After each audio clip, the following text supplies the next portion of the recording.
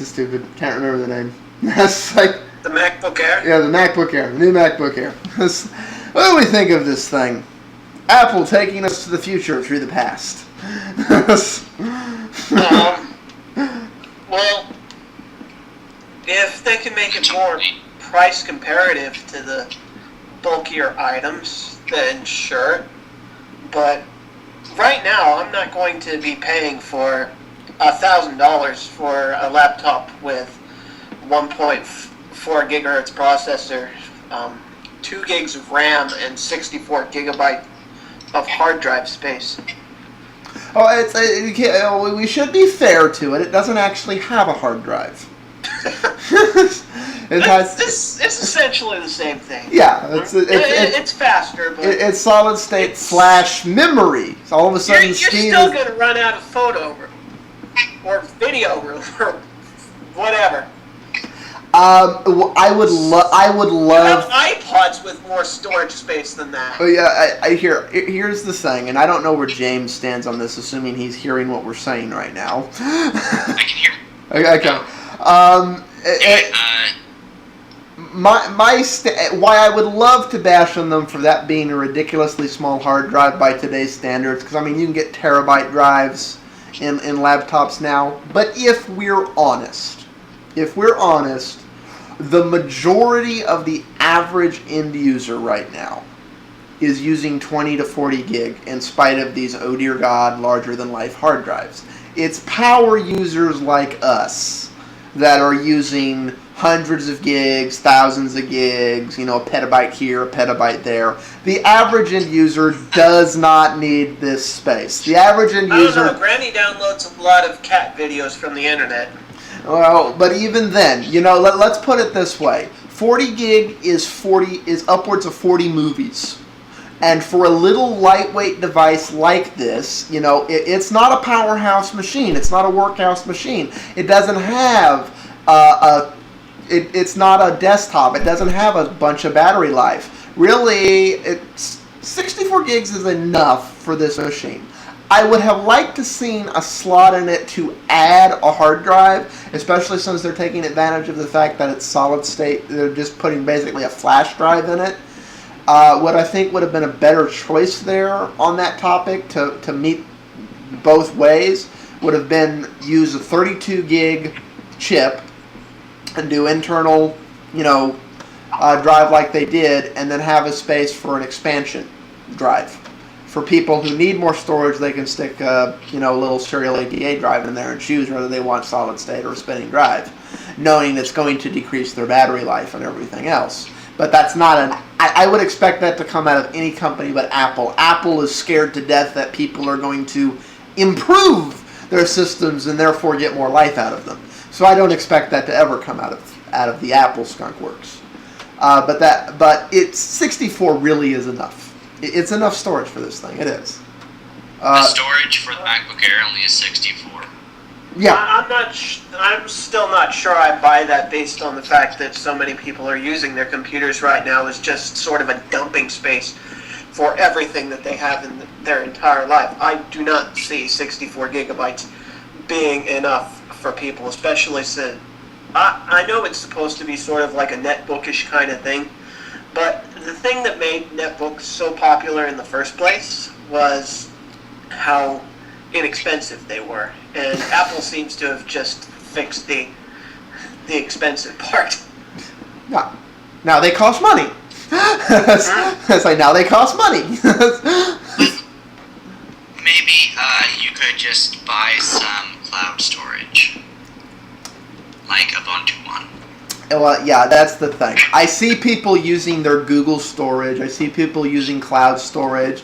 I see people doing things like this is the computer they carry around the house or the office, and they store things on their desktop and do it over the network. Again, I'm talking about the average user. Would 64 gig be enough for me? Hell no. Not on a system I'm using a good chunk of time. But would it be enough for most of my clients and 95% of my family? Yeah. I'm forced to acknowledge that. But when I'm comparing the average user, I usually think of my family, and that is definitely not the case for them.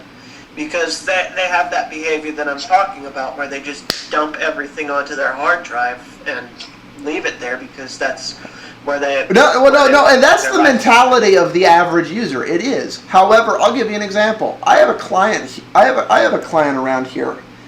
He has 8 copies of some stuff on some of his systems, and the most gig usage he is using on any one system is 70 gig.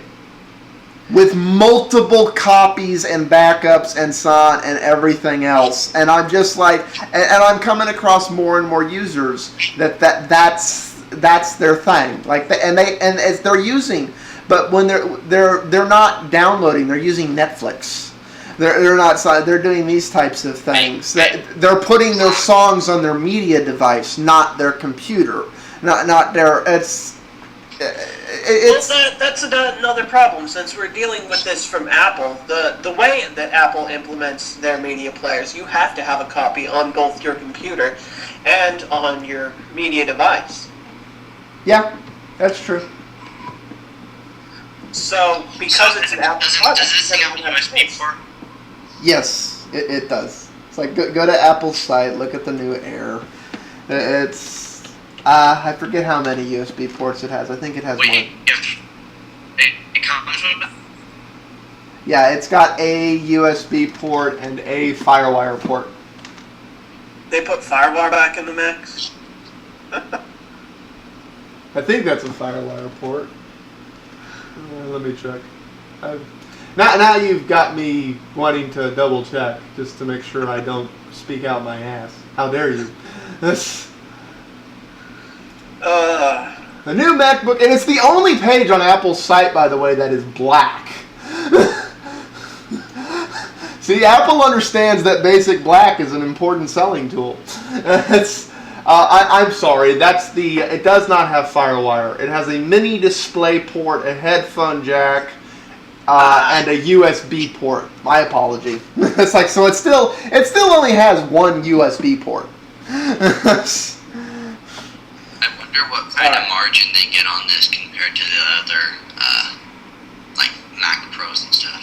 Well, according to them, it's the future of technology. It's like it's a $1,000 for an 11-inch 64 gig version, $1,200 for an 11-inch 128 gig version, and $1,300 for a 13-inch version, and the 13-inch starts at 128.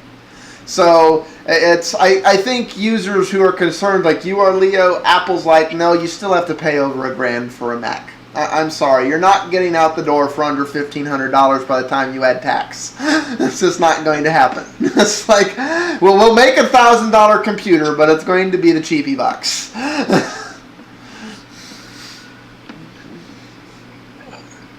So, like, they do offer up to 256 gig.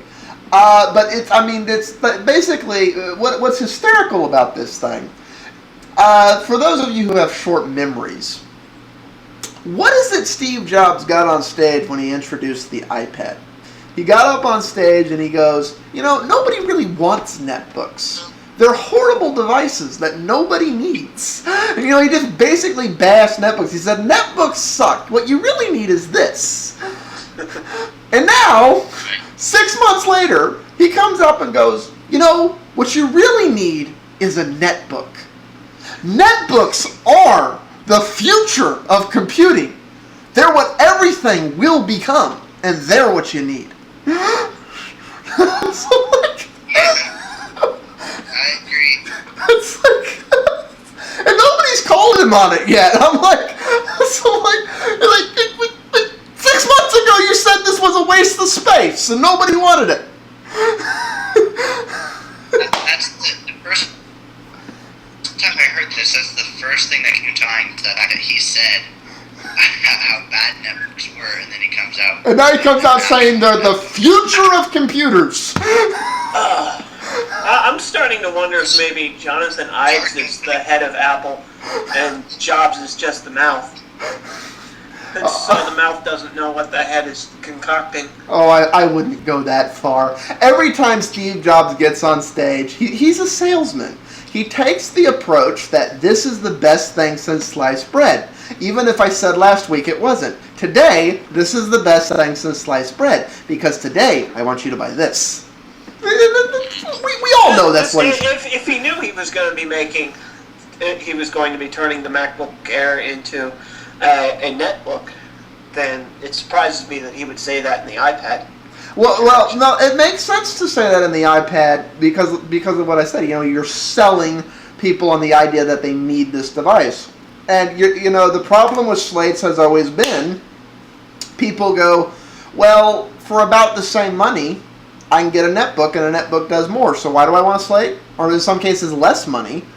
And that's the thing. And he had to explain to everybody why a netbook is a piece of shit and you really want the iPad. And you want to spend the extra money on the iPad. He's like, that was the stance he had to take to sell the iPad. He's like, so netbooks are shit, the iPad is the future. Well, now he's trying to sell a netbook. So netbooks are the future. They're not shit anymore, they're the future.